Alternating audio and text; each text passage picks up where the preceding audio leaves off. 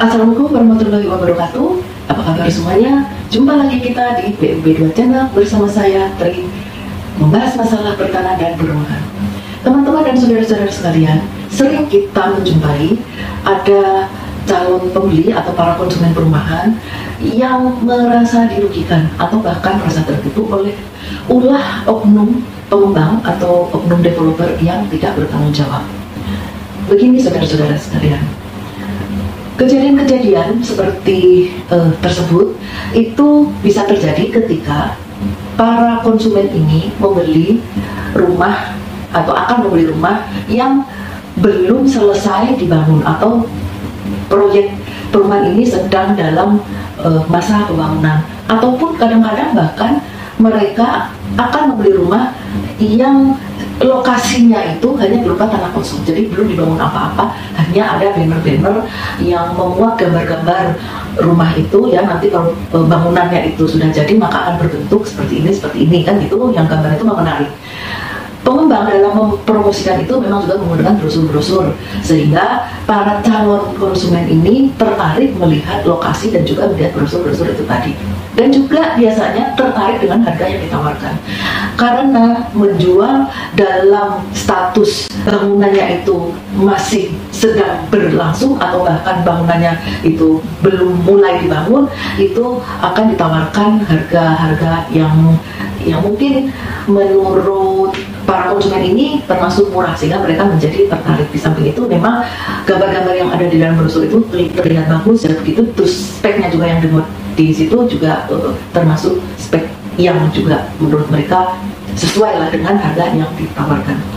Nah, kondisi seperti ini artinya menjual dalam kondisi rumah belum ready, itu yang dikenal di dalam praktiknya adalah pre-project selling, yaitu penjualan dengan sistem pre-project selling ini memang itu dibenarkan atau dibolehkan oleh peraturan perundang-undangan yang berlaku. Namun sebetulnya untuk melakukan penjualan dengan sistem pre-project selling ini tidak demikian semaunya penjual menawarkan dan kemudian meminta para konsumen yang berminat untuk membayarkan sejumlah uang berupa uang pesanan rumah atau uang muka atau apa namanya. Intinya pengembang itu dengan menyampaikan atau memperkenalkan proyeknya dalam bentuk brosur, dia sudah mendapatkan uang sebagai akan digunakan sebagai modal untuk membangun itu sendiri. Nah, undang-undang baik undang-undang perumahan dan kawasan permukiman ataupun undang rumah susun, yaitu untuk apartemen, mensyaratkan penjualan pre-project selling ini harus memenuhi syarat. Syaratnya kalau di rumah tapak itu untuk pemasaran dan sekaligus penjualan itu bisa dilakukan ketika sudah terpenuhi persyaratan, yaitu sertifikatnya itu sertifikat sudah atas nama pengembang itu sendiri. Kemudian perizinan seperti PBG atau IMB ya, PBG-nya sudah terbit, kemudian keterbangunannya sudah minimal 20% dan sarana dan prasarananya sudah tersedia. Nah, kalau dalam rumah susun atau penjualan apartemen ini memang ada sedikit perbedaan di mana pengembang boleh mulai memasarkan ya, memasarkan ketika itu belum sama sekali terbangun, itu boleh memasarkan dengan syarat sudah ada kepastian tentang hak atas tanahnya. Artinya hak atas tanah itu memang dipastikan akan terbit atas nama pengembang. Mungkin saat pemasaran itu dilakukan sudah dalam proses pendaftaran untuk penerbitan sertifikatnya di kantor pertanahan atau kantor BPN ya.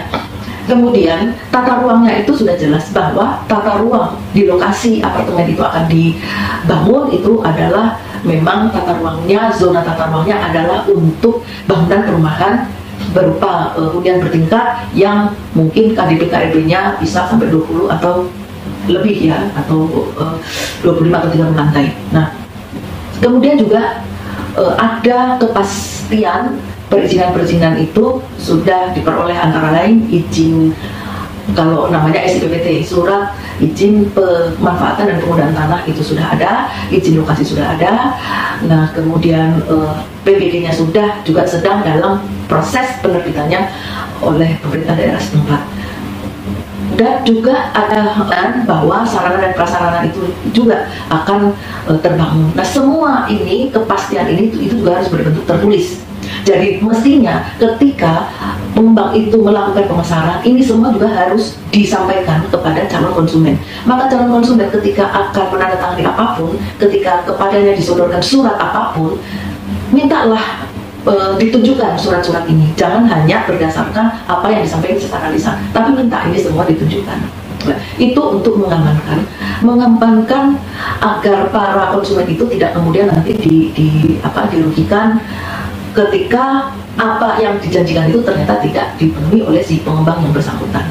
Nah, tahapannya seperti apa? Kalau tadi di rumah tapak itu pemasaran dan penjualan dilakukan bersamaan dengan setelah terpenuhinya syarat-syarat tersebut, maka penjualan dapat dilakukan dengan membuat perjanjian pendahuluan jual beli atau perjanjian pegatan jual beli antara penjual dan calon pembeli itu yang dibuat dengan akta notaris. Berarti dibuat secara notaris, tidak boleh dibuat di batangan.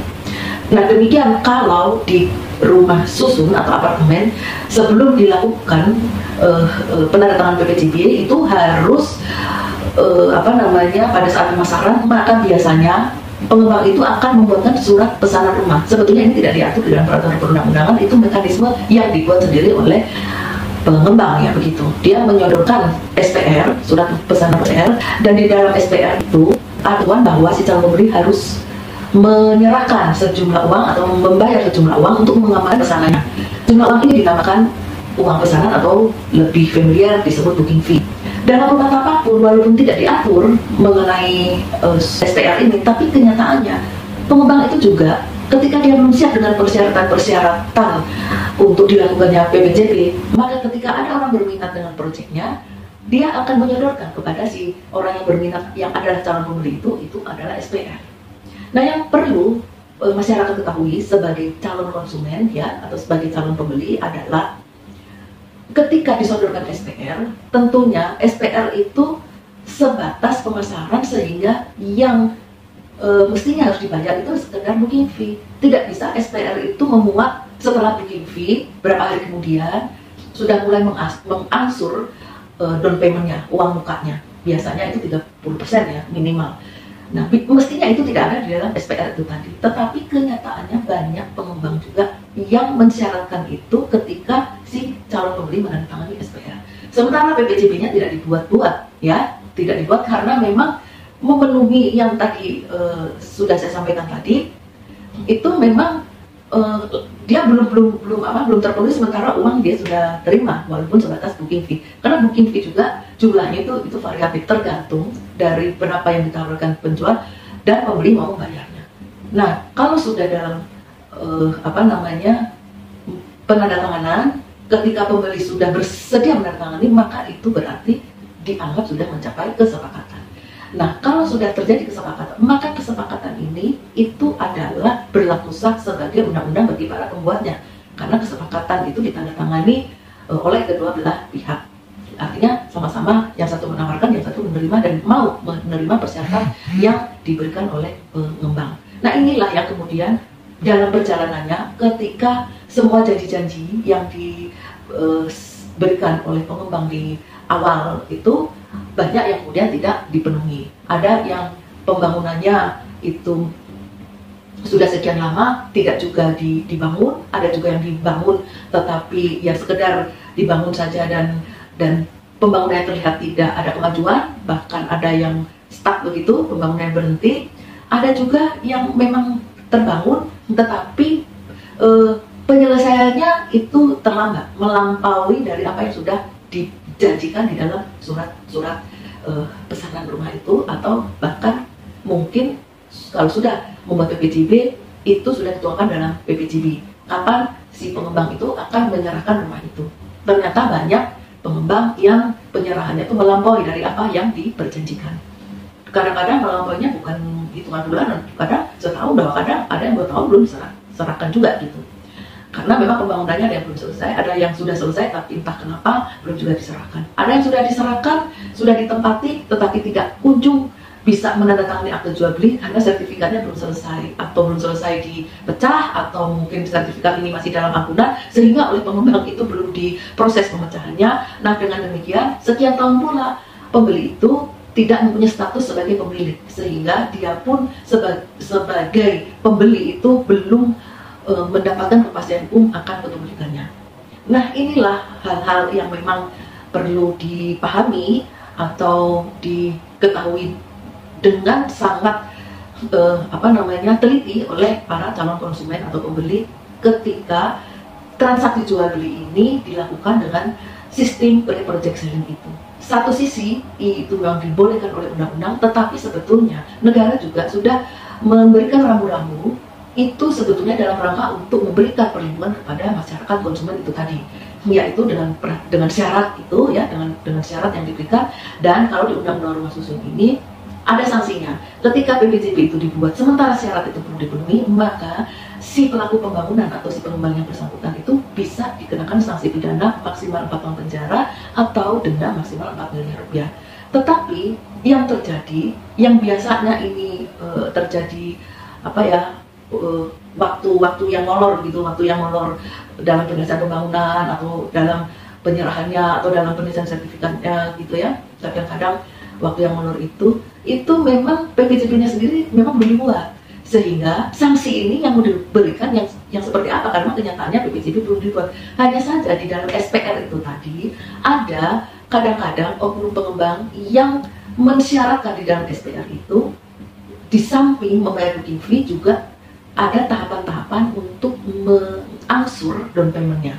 Nah, inilah yang memang harus betul-betul para konsumen itu bisa membedakan mana SPR yang seharusnya di SPR itu yang dituangkan sebatas apa, ya sebatas seharusnya hanya booking fee itu tadi. Tidak bisa SPR itu kemudian memuat pembayaran selebihnya dari itu, karena SPR itu baru dalam ranah pemasaran, yang seharusnya sepeser pun itu dalam memasarkan pengembangan tidak boleh meminta pembayaran untuk dari peminat atau dari calon konsumennya. Tetapi itulah kenyataannya yang terjadi dalam praktek di lapangan.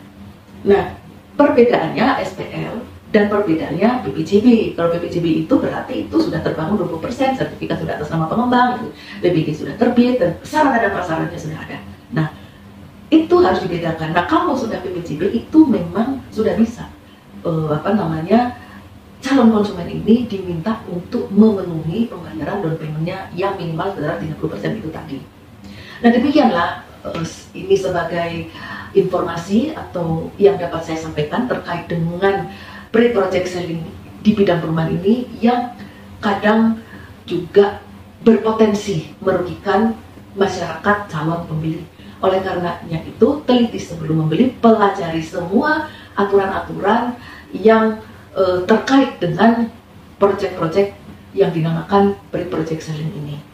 Hati-hati dalam membuat keputusan, jangan tergiur dengan harga murah yang ditawarkan atau hadiah-hadiah yang ditawarkan, manakala membayar lebih awal maka akan mendapat hadiah apa gitu ya, itu nanti tidak sebanding dengan kerugian dan yang akan ditanggung jika pengembang tidak memenuhi janjinya, karena ini menyangkut rumah ya, menyangkut rumah tanah, itu nilainya menurut saya dibandingkan dengan hadiah, dibandingkan dengan janji-janji yang katanya harganya murah dan sebagainya, kalau dia tidak memenuhi, maka bagaimana nanti si pembeli ini tadi akan menarik kembali uangnya. Saya rasa itu tidak mudah dan jarang terjadi sampai pengembang itu mau mengembalikan uangnya. Maka saya tidak membahas secara detail isi-isi perjanjian atau isi-isi SPR, surat pesanan rumah, karena bagaimanapun juga seandainya pengembang ternyata tidak memenuhi prestasinya sesuai dengan yang dijanjikan dan yang diperjanjikan di dalam surat pesanan rumah atau di dalam PPJB, maka yang paling penting bagi calon pembeli adalah bagaimana sih uang kita kembali, kan itu yang sebetulnya diharapkan. Maka sebelum itu terjadi, lebih baik teliti sebelum membeli, banyak-banyak membaca sana-sini terkait dengan peraturan penjualan perumahan, terutama memang yang terkait dengan sistem project selling ini. Nah, demikianlah teman-teman dan saudara-saudara sekalian, semoga apa yang saya sampaikan ini bermanfaat. Dan tak lupa saya sampaikan terima kasih kepada yang telah menonton video ini dan juga terima kasih kepada yang memberikan subscribe-nya. Semoga kita selalu dalam keadaan sehat walafiat dan sampai jumpa lagi di video saya yang akan datang. Wassalamualaikum warahmatullahi wabarakatuh.